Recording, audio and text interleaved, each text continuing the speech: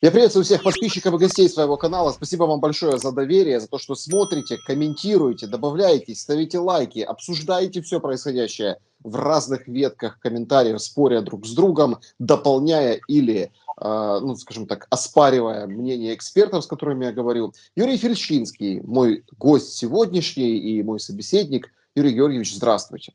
Добрый день, здравствуйте. Юрий Георгиевич, первый, наверное, самый главный вопрос. США отреагировали на вот эти ядерные угрозы. Уже Салливан заявил, что в Москву дана четкая разнарядка. Вот что последует после применения ядерного удара. До этого напомню, что ряд из западных источников нам сообщали о том, что есть три варианта возможного, ну, такого демонстрационного удара. Это там Северное море, Северный Ледовитый океан, это взрыв в районе там, Черного моря или где-то в Украине, но, скажем так, вот безлюдное место, чтобы продемонстрировать, на что готов Путин. Ставки задраны до небес. Это ожидаемо, и что с этим делать? Это абсолютно ожидаемо, и я думаю, что неправильно утверждать, что мы такого не предполагали. Я хочу напомнить, что когда Россия вошла в Крым и захватила Крым для себя удачно, без боя, быстро, Путин выпустил после этого два документальных фильма про себя. Про себя и вот аннексию Крыма, да, и вообще аннексию потенциальной Украины. Там было много всего интересного, потому что понятное дело, что Путин как бы заказывал эти фильмы для того, чтобы вот сказать то, что он хочет сказать. И в частности он сказал, что когда обсуждалась аннексия Крыма, план обсуждался аннексии Крыма, что решение принималось 5 людьми. Ну, мы на самом деле знаем, кто эти 5 человек. И что уже тогда они обсуждали возможность применения ядерного оружия, если будет оказано Западом противостояние российской аннексии Крыма. Да? Поэтому вот, по крайней мере, в 2014 году уже было сказано о том, что в случае противостояния Запада Россия применит ядерное оружие. По крайней мере, что обсуждается вопрос о применении ядерного оружия в случае, если Запад окажет противостояние аннексии Крыма. Сейчас мы на немножко другом этапе.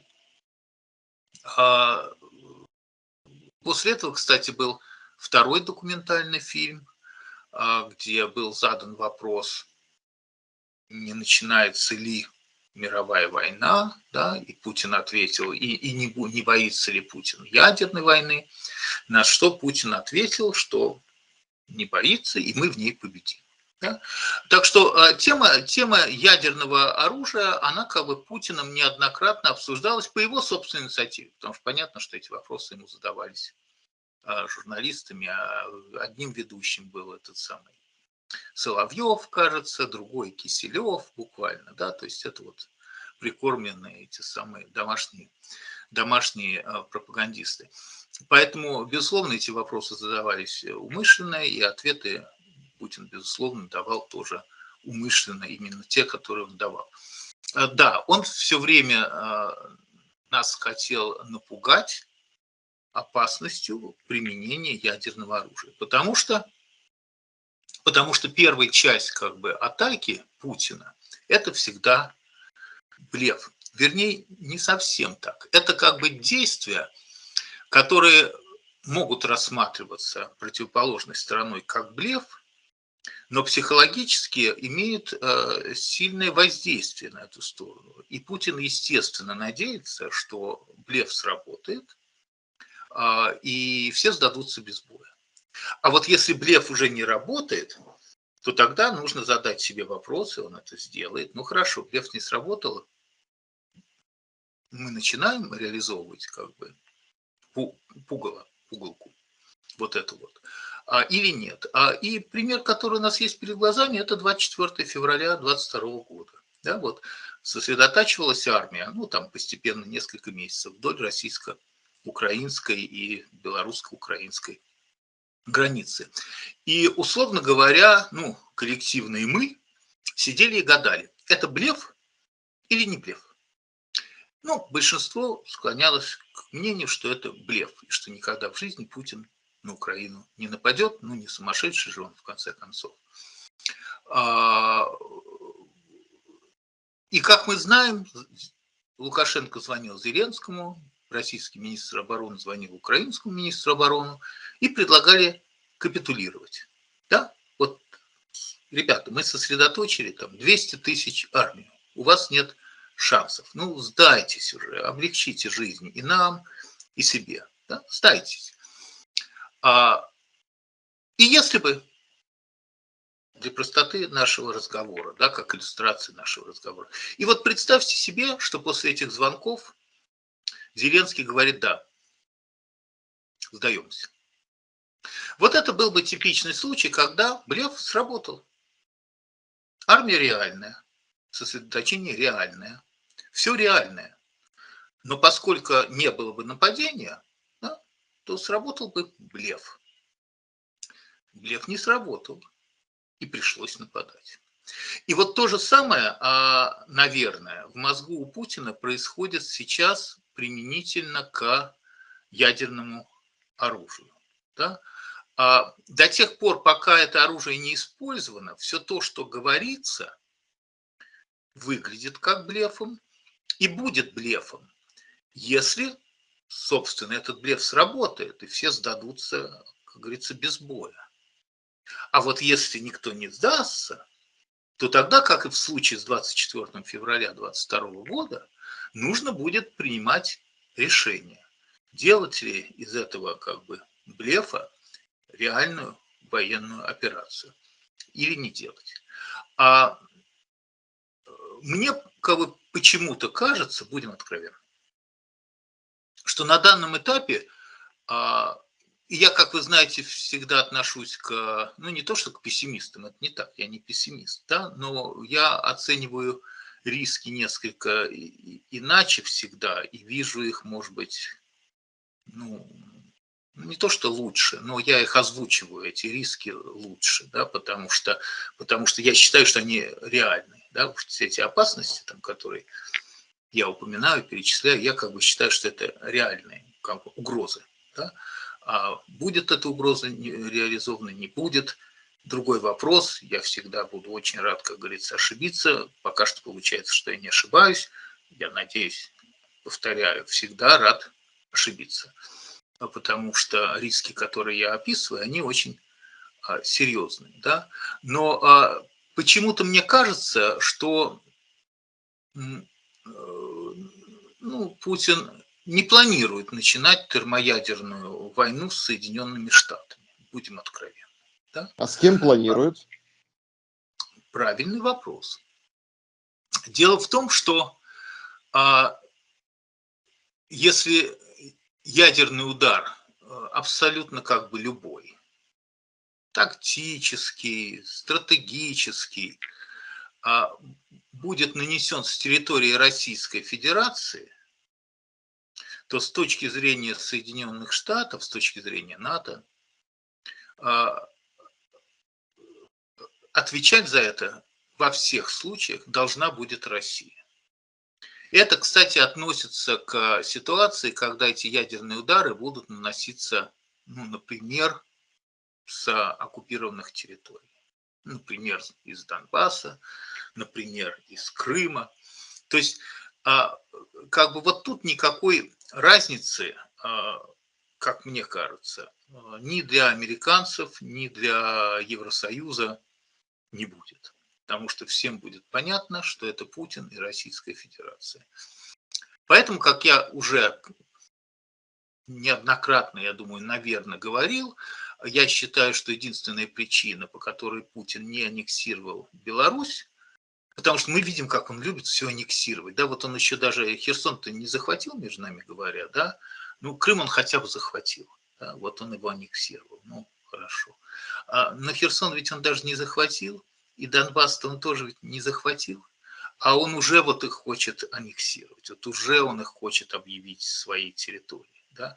Потому что ему кажется, что мы все в детском саду, и вот дальше он скажет, а вот все, а теперь это уже моя территория, я уже объявил ее своей.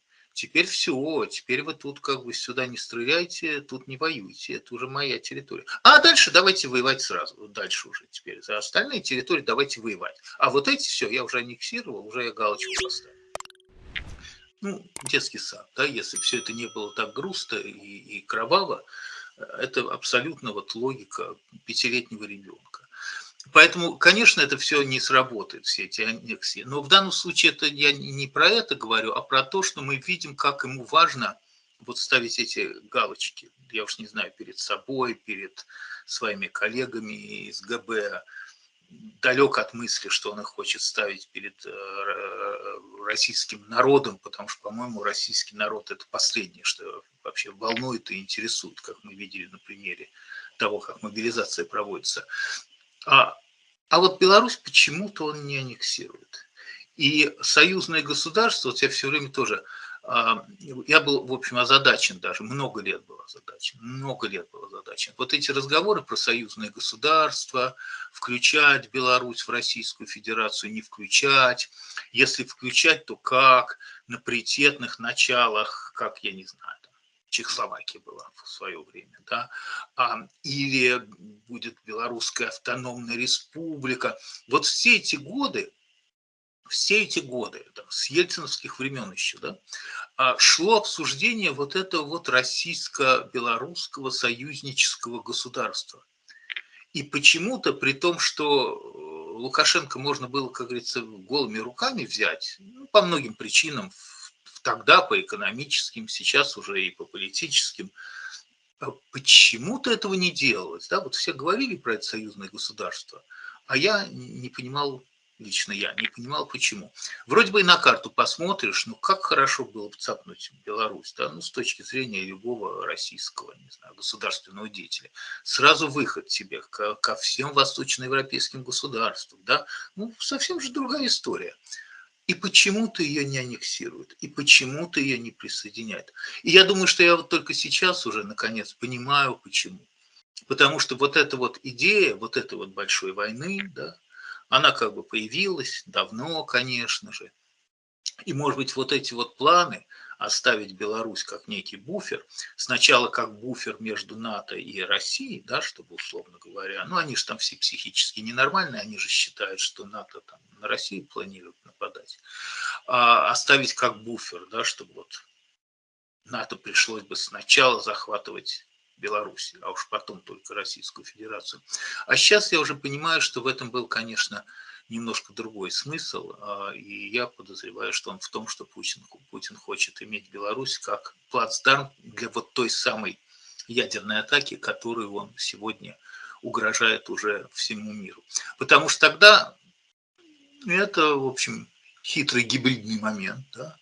Потому что если эта атака происходит с территории Беларуси, а не Российской Федерации, при том, что всем понятно, что за этим стоит Путин, и оружие пришло из России, хотя будет сделан вид, что это возврат старого оружия, которое было вывезено в 1994 году, допустим, да?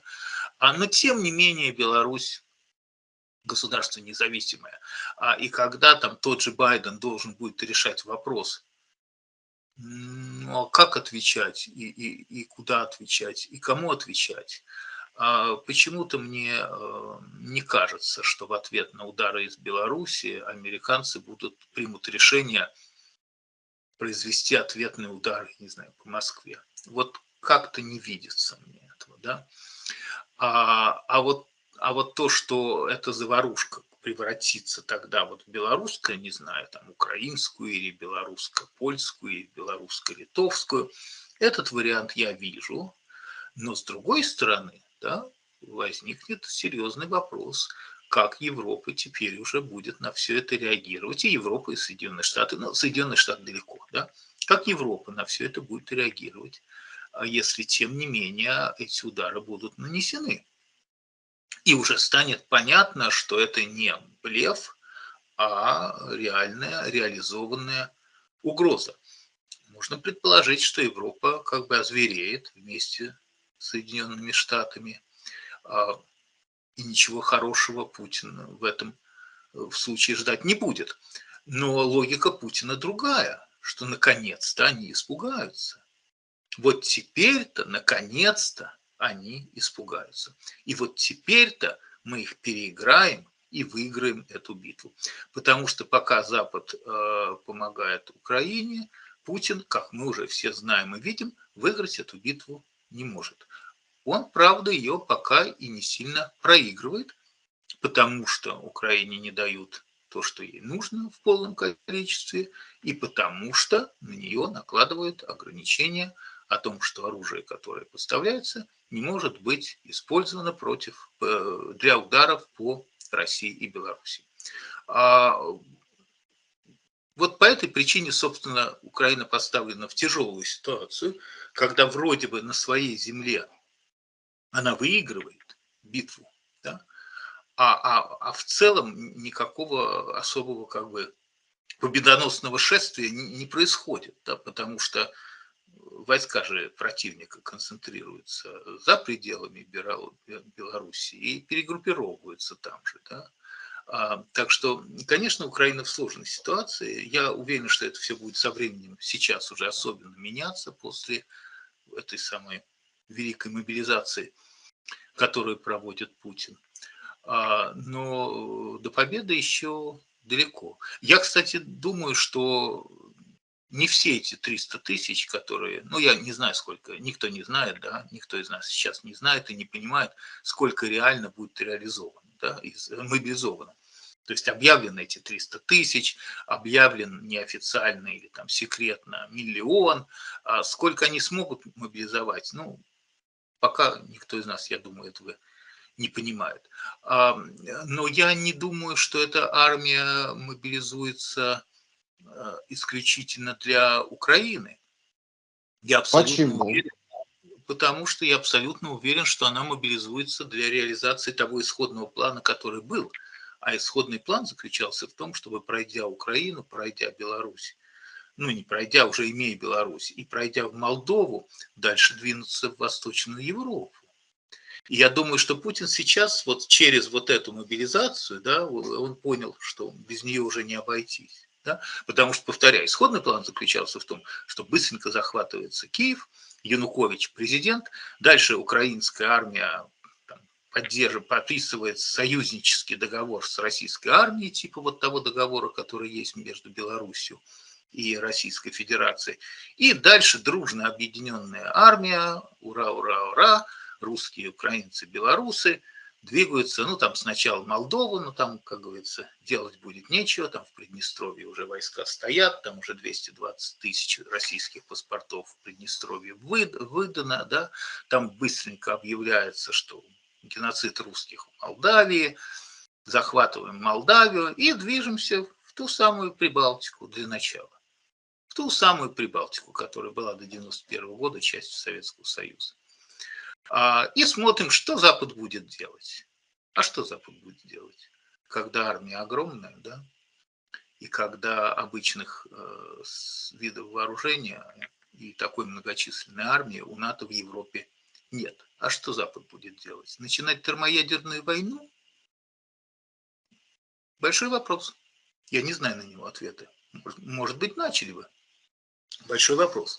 Но это был план Путина. Это был план Путина. И план-то остался в силе. Просто Украину не получилось захватить. Вот уже 7 месяцев идет война. А план-то остался в силе. Он же не может, как сказать, признать, что план неправильный. Да? Так что я думаю, что эта армия, она мобилизуется не столько для того, чтобы Украину победить, сколько для того, чтобы как бы дальше реализовывать программу. Программу по переделу мира. Сначала по переделу Европы, а потом и по переделу мира. Ну, который Юрий включает Георгиевич, здесь в борьбу с таком случае есть вопрос. А к чему вот эти спешные референдумы? Это, ну, подчеркивает, скажем так, верность правильно заданного курса или наоборот, собственно, сбивает несколько программ?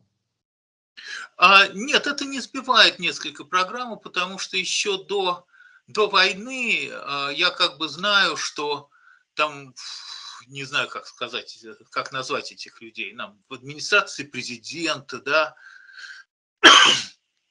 носились с таким вот дурацким планом. Это было еще до 24 февраля, что вторгнемся в Украину, разделим ее на 3 части. Вот почему-то предполагалось ее каким-то образом разделить на 3 части. Но одна часть это, видимо, вот те самые российские, там, условно говоря, русскоязычные, я уж не знаю, да, регионы, которые планировалось аннексировать. А вторая часть это, видимо, Западная Украина, которую как бы предполагалось оставить относительно, может быть, свободной, даже не свободной, а формально независимой. А уж что там с третьей частью, я вот не понимаю, куда, что такое третья часть, это какая вообще часть. Ну вот, но вот почему-то была идея разделить Украину на 3 государства. Да? Ну, вот как у Гитлера тоже все время были эти идеи, там, Чехословакии он тоже оставил там кусочек формально независимым, во Франции он тоже оставил кусочек формально независимым. Вот Путин тоже, он же ничего нового-то не придумывает, он просто, как говорится, пытается улучшить старое, все лучшее старое, что было у Гитлера, и все лучшее старое, что было у Сталина. Так что, ну, в этом, так что, понимаете, референдум, ну, как я уже сказал, да, это, в общем-то, такая пятилетнего ребенка психология и логика, да. Ну, дети вот когда играют, так вот это вот мое все. Вот я у тебя отнял, там вот у тебя 5 ручек, вот 2 я у тебя отнял. Они уже мои, все. А теперь давай делить те 3, которые остались, да? Ну, это вот такая же логика, да. И это то, что делает Путин. Почему-то ему кажется, что это сработает. Почему ему так кажется, я не знаю. Потому что даже аннексию Крыма, где 1 человек погиб, да, где не было, по крайней мере, фактора вот кровавой бойни, и то никто не признал. Да? При том, что там многие даже политики западные говорили, ну да, Крым, ну может это, конечно, и русская земля, да, может она и русская, но все равно не признаем, потому что так карту Европы не делят, да? Так у государства территорию не отхватывают, все равно не признаю. Тут, понятно, никто ничего не признает, тем более, что, повторяю, он территорию-то еще даже и не захватил, да? Вот, поэтому это все, ну, на это просто можно, в общем-то, можно не реагировать. Вообще, проблема наша в том, что там не с кем сейчас в России разговаривать, потому что они, в общем, говорят вещи совершенно как бы такие, ну, несерьезные, назовем их так, да. Поэтому на эти несерьезные вещи очень трудно реагировать, да. Ну, вот выступление там Лаврова в ООН, да, когда он вышел, открыл рот и тут же убежал, чтобы, не дай бог, там, ему возражать не стали или вопросы задавать не стали. Да. Разговаривать там уже не с кем. Там ни с Путиным, ни с Лавровым, там не с кем разговаривать. В этом есть некая проблема, конечно же. Но она неожиданная. С Гитлером тоже никто не разговаривал уже после 1 сентября 1939 года. Ведь С на самом деле Кадыровым с кто-то Гитлером говорят. в последнее время многие там в комментариях пишут, что и разные эксперты хотели бы с Кадыровым поговорить, потому что призвав там, ну, отменив мобилизацию у себя, сказав, что вот в Чечне и так уже 200 с чем-то процентов, он выкатил публикацию о том, что силовиков бы в первую очередь отправить, и тогда было бы 2,5 миллиона армии, которая могла победить любую армию западного мира. Как вы думаете, с Кадыровым есть смысл о чем-то говорить? Ну, с Кадыровым, безусловно, нет смысла ни о чем говорить, но идею его я поддерживаю. Я вообще считаю, что если действительно вот всех силовиков Российской Федерации послали бы в Украину воевать, может быть, тогда действительно бы кто-то что-то из них бы понял. Да? вот кто-то что-то, может быть, понял наконец. Так что идею я поддерживаю. Идея правильная, идея хорошая. Только ее, конечно, никто реализовывать не будет. А Кадыров, когда ему позвонит Путин и скажет: ты что вообще, рехнулся, что ты там несешь? Он скажет: да ладно, я пошутил, шутка. Ну, у нас так принято шутить, шутка. Поэтому нет, с Кадыровым не о чем разговаривать. И Кадыров сейчас, я думаю, в общем-то, очень тоже нервничает, будем откровенны. Потому что ведь если все это посыпется, то, скорее всего, посыпется и Кадыров. Посыпется как бы Лукашенко, да, посыпется Кадыров.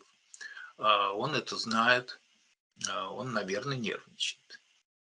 Хотя он тоже надеется, что он решит через деньги все свои внутренние проблемы как-то урегулирует. У него есть там серьезная финансовая поддержка, в том числе там, из арабских государств, или главным образом из арабских государств. Поэтому у него есть тылы, у него есть свои тылы, и так, с точки зрения его как бы хитрости, его не нужно недооценивать. Да? Он не в самой спокойной республике правит все эти годы, да, и вполне контролирует ситуацию.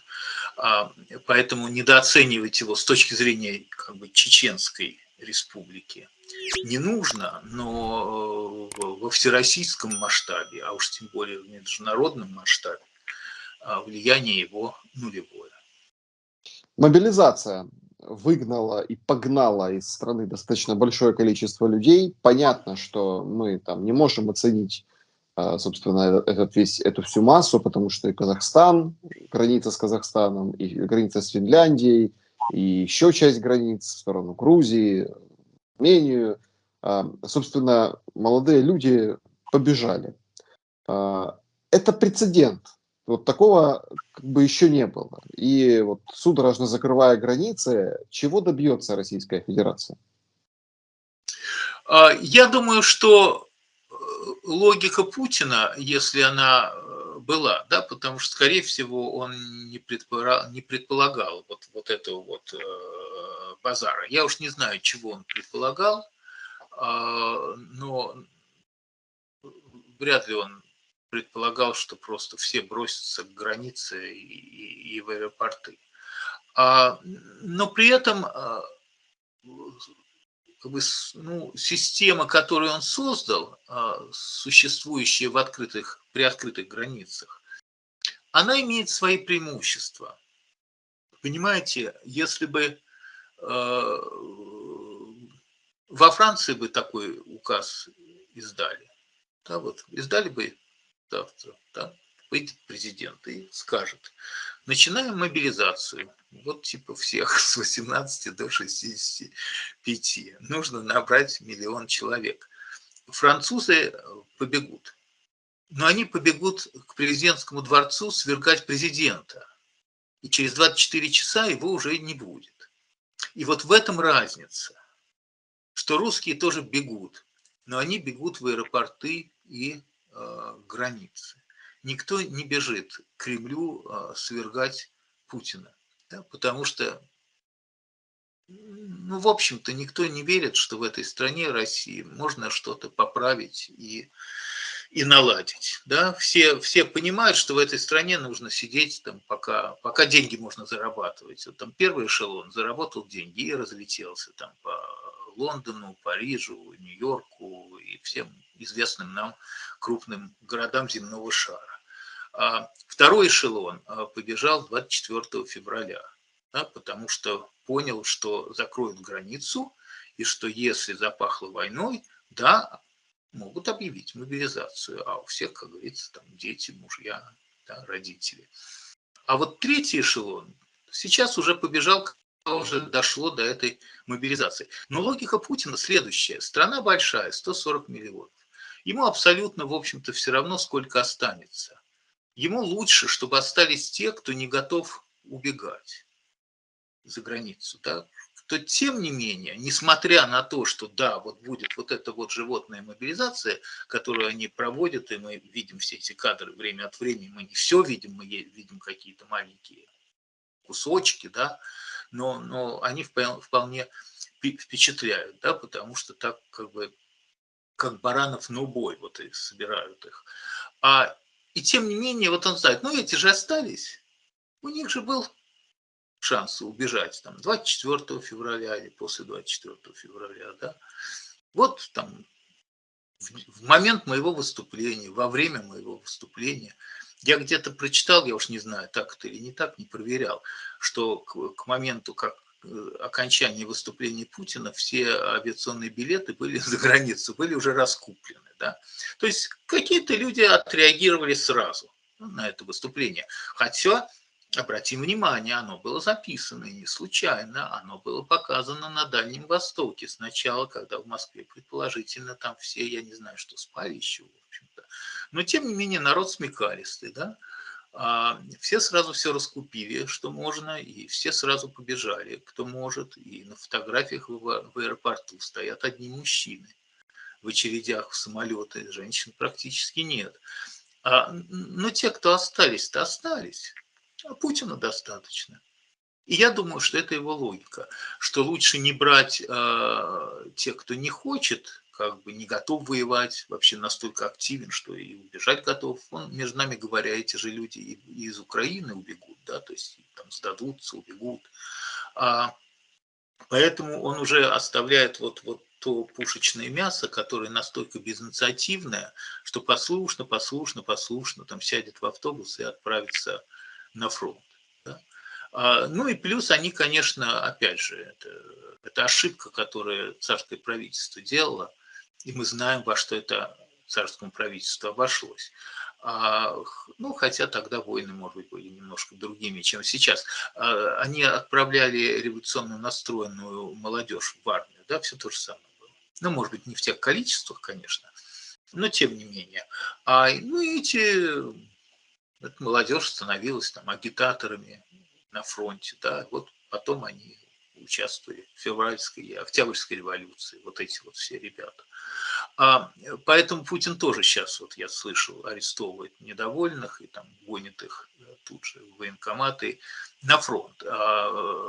Прямо скажем, с военной точки зрения это не самое разумное, что может делать Путин. Но, откровенно говоря, все, что они делают, очень неразумно. Ну, конечно, спокойствие в Украине не прибавится от того, что туда пришлют вот эти вот, там, не знаю, тысячи, сотни тысяч необученных ребят. Понятно, что все равно человек с ружьем, он как бы опасен, чем человек без ружья. Но, наверное, особого толка с военной точки зрения от них, скажем, прямо еще долго не будет. Да? Не знаю, сколько. Долго это сколько? Ну, я не военный специалист, но я слышал все-таки, что для того, чтобы подготовить реально там, солдата, для того, чтобы он воевал в нынешней войне, там нужно, полгода. А этого времени не будет, да, их сразу бросят в окопы, и они, как говорится, будут обучаться в окопах. А сколько они там сумеют обучаться в окопах, это уже большой вопрос. Повторяю, это, конечно, выглядит все,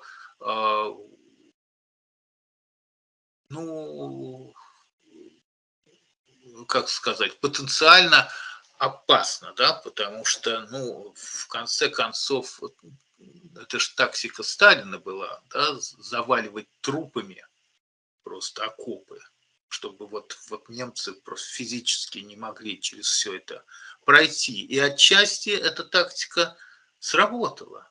Да? И действительно посылались солдаты без оружия, да, в атаке. Это все было, когда они должны были брать оружие у убитого товарища.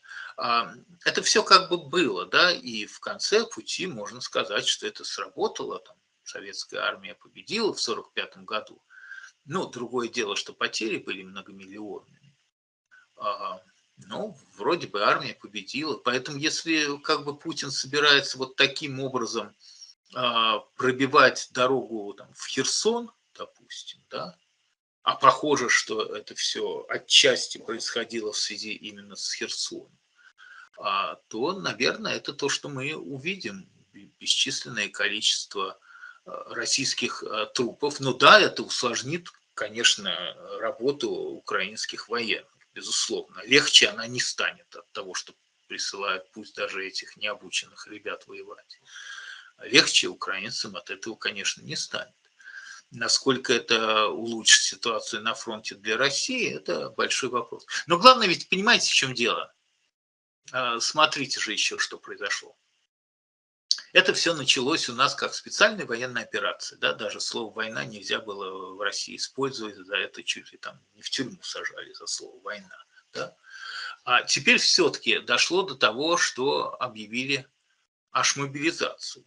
Да? То есть вроде бы, если раньше считалось, что все вообще-то хорошо, мы будем лежать на диване все, а там кто-то воюет, эту Украину там сейчас захватят, и еще мы чего-нибудь с этого, может, и поимеем. Да? Сейчас вроде бы оказалось, что все не так. Во-первых, мобилизация – это признание того, что на фронте все плохо. Во-вторых, признание того, что фронт реальный, что это не какая-то там маленькая операция. Да? Помните, как Путин там стал объяснять, что у нас теперь военный фронт там 1000 километров. Да, что мобилизация нужна, у нас же линия фронта 1000 километров. А где солдат взять? Надо мобилизовывать. Да? То есть у нас линия фронта теперь с Украиной.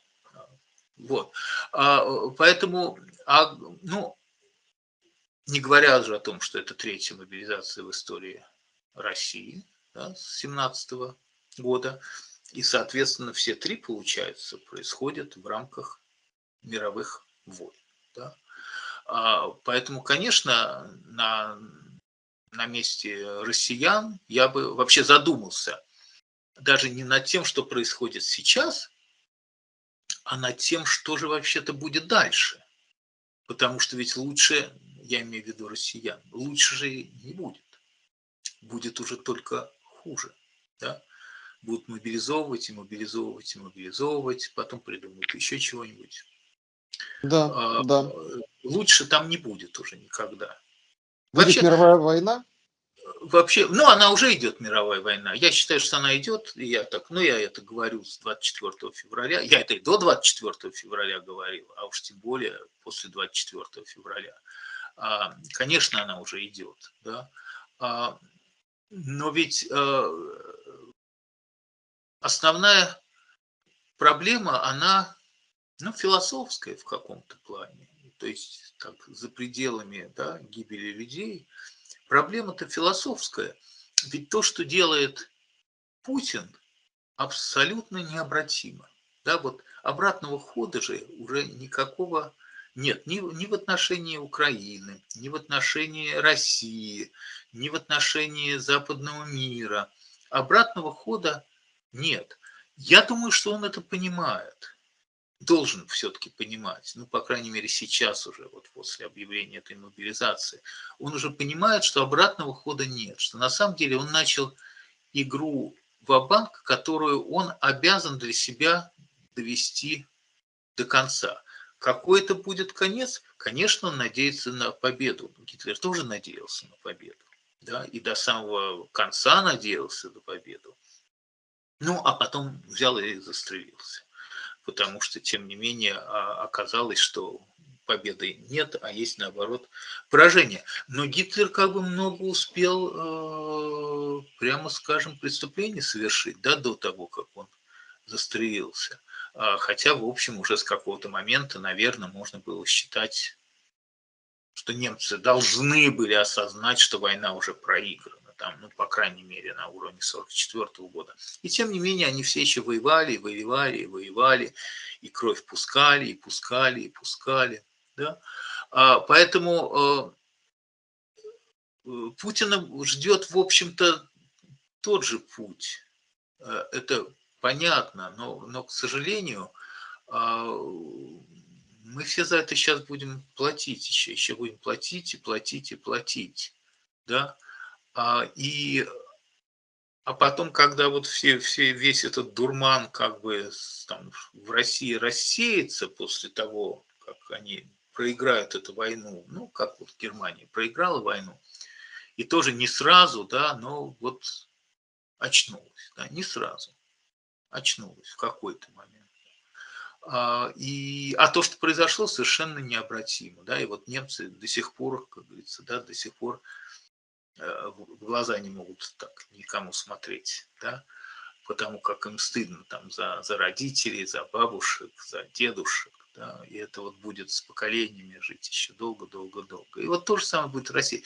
Так что необратимость совершенных Путиным преступлений, это, конечно, такой самый серьезный момент, да, если рассуждать с философской точки зрения.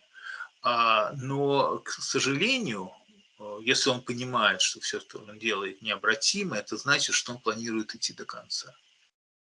Что означает, что и у нас нет никаких вариантов, да, что надо понять, что Путин планирует идти до конца, и, собственно, мы тоже должны идти до конца. Да, потому что я еще даже вот на днях где-то от кого-то услышал, там в Европе от каких-то политических деятелей, что вот все-таки, да, вот они, конечно, предпочитают, чтобы эта война кончилась переговорным процессом. Да.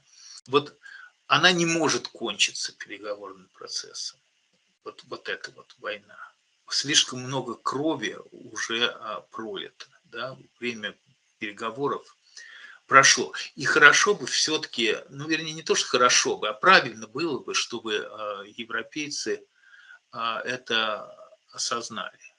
Что, к сожалению, для всех, для нас эта война не может кончиться переговорами. Да? Переговорный процесс уже как бы в прошлом. Да, я всех благодарю, кто досмотрел до этого места. Друзья, пожалуйста, поставьте лайк, напишите комментарий, согласны вы или не согласны с Юрием Фельштинским. На самом деле это действительно очень важно, то, что происходит сейчас. Ну и, конечно, напишите пару слов о мобилизации, что думаете. Я хочу вам как раз про переговоры задать заключительный вопрос. Юрий Георгиевич, ну вот мы же посмотрели, как берут и обменивают вчерашних там нацистов, оклеменных пропагандой азовцев. И обмен неравнозначный, и все как бы хорошо, и иностранцев, которые воевали, тоже отдали. Более того, там, господин Абрамович там, тирамису давал покушать и телефон подарил вот этим ну, иностранцам, которых везли в Британию. А, Я хочу все-таки ну, вот понять диапазон вот той непубличной, но вот такой зоны, да, где контакты есть и договоренности есть тоже. Ведь когда мы смотрим на вот ситуацию там с Азовом и с экстракшеном, оказалось, что это был экстракшн. И оказалось, что ну, как договаривались, да, через полгода, ну вот в таком ключе все и вышло. Поэтому, когда вы говорите, ну там, будет идти до конца, вот уже написан этот конец, каким он будет. Ну, смотрите, обмен Медведчука мог иметь отношение к финансам, к большим деньгам. Да? Потому что через Медведчука финансировалось как бы пророссийское, да, как бы, там, политическое движение, всякая деятельность. Через Медведчука шли, а он стоял как бы у руля, да, у крана. Через него шли большие деньги. И я не исключаю, что ключи к каким-то там сундучкам, сейфам, счетам, они были у Медведчука. Не говоря уже о том, что у Медведчука были хорошие личные отношения как бы с Путиным, да, что они вполне там знакомы, что Медведчук рассматривался российским руководством как потенциальный там, премьер-министр или президент в новой российской Украине. Поэтому у России было много причин, чтобы попытаться ну, как бы получить назад Медведчука. В этом обмене с точки зрения России я не вижу ничего как бы неправильного, нелогичного и даже невыгодного. Да? То есть они я уверен, считают этот обмен для себя выгодным. Так же, как вот потенциальный обмен Бута, да, Виктора Бута, если он состоится, он тоже, конечно, для России с их точки зрения будет безумно выгодным, потому что они получают Бута, а отдают, в общем-то, не очень дальновидную спортсменку, да, которая, в общем-то, попалась на какой-то формальной мелочи, за которую в Америке не наказывают.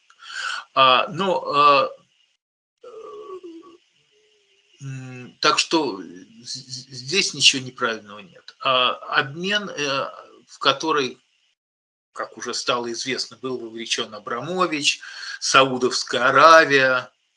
Ну, мы же понимаем с вами, что это тоже только деньги, что если вовлечена Саудовская Аравия, то это только деньги. Если вовлечен Абрамович, это только деньги. Это вот значит Абрамовичу, который партнер Путина, да, вот он договорился с Путиным, что тот, так и быть, выпустит этих 10 человек, потому что ему, Абрамовичу, который партнер Путина, нужно чуть-чуть сохранить лицо на Западе, да, и чуть-чуть показать, что от него есть какая-то польза. Потому что ему, Абрамовичу, очень важно, чтобы с него сняли санкции. Потому что 50% денег Абрамовича – это деньги Путина. Да? Так что это то, что как бы Путин сделал, разрешив выпустить там 10 иностранцев, если не ошибаюсь, 10, да, через посредничество Абрамовича, да еще и через посредничество Саудовской Аравии, да, это он, ну как, снимает санкции со своих собственных денег, Путин. Да? Так что это безумно как бы выгодный, ну или потенциально выгодный, хороший пиарный ход. Все абсолютно как бы логично. Ничего тут отступающего от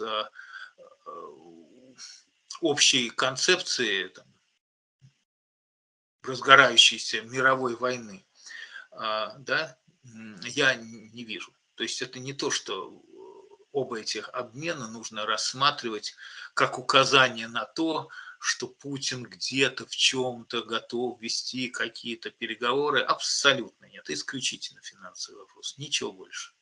Деньги. Да, очень интересно. Спасибо вам большое, Юрий Георгиевич, за эту беседу. Я благодарен, что нашли время и уделили его для меня и моих подписчиков. Спасибо вам. Друзья, спасибо и вам за просмотр этого видео. Поставьте лайк, пожалуйста, под видео. Это помогает, собственно, интервью набрать большую аудиторию и достучаться в каждый гаджет. Берегите себя, сейчас это очень важно. И увидимся обязательно на моем канале. До скорого.